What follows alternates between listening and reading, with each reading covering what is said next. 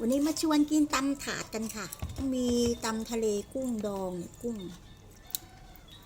เยอะเลย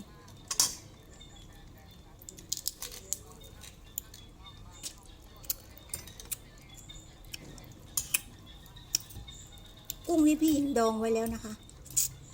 มาใส่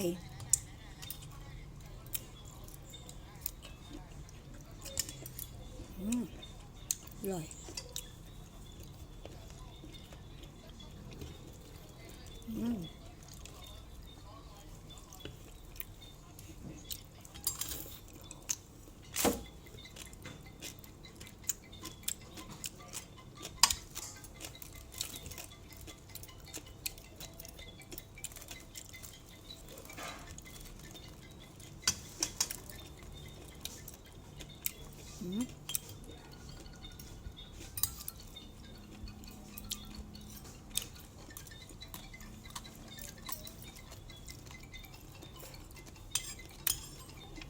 อร่อยมากเลย